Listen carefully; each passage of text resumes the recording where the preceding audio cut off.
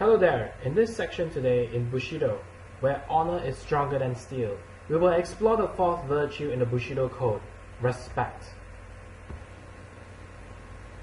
The Bushido foundation of respect for others is sincerity.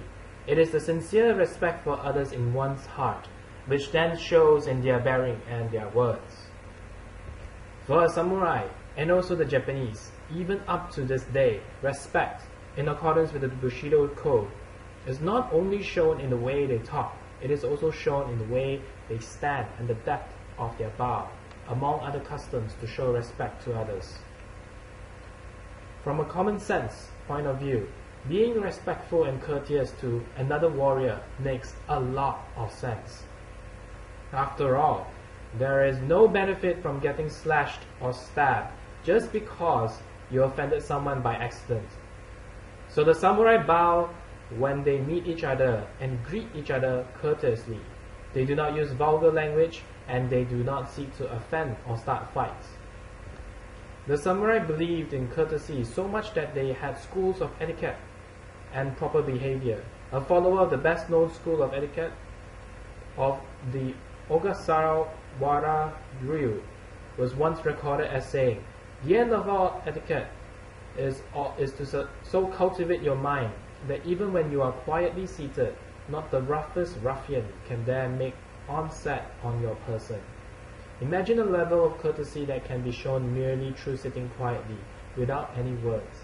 Also, how does one sit politely? Does politeness apply to sitting or standing?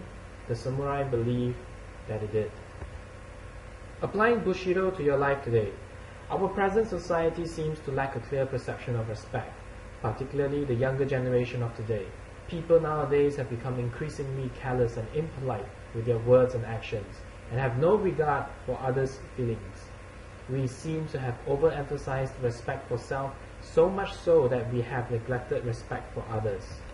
There's no harm in showing kindness, politeness, and affording a basic level of respect for your fellow man. Of course, your level of respect may differ from person to person.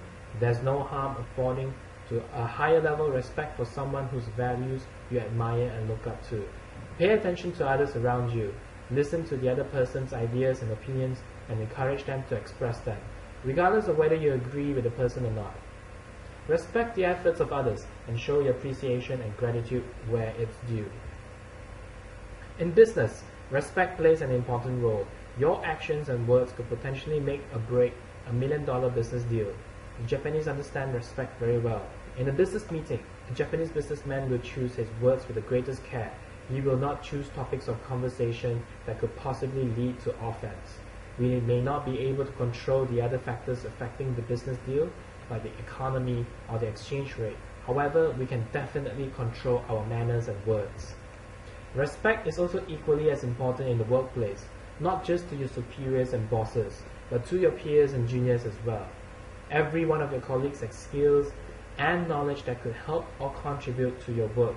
At the same time, they have the ability to delay or create obstacles for you and your work if you offend them. Being respectful for others will not only help you to build closer relationships with your colleagues, but also help you in the long run. Your colleagues may have ways to help you when you face issues in the future.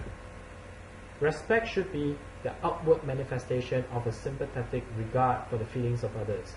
It would not be principle or moral value if it were practiced only for profit or gain.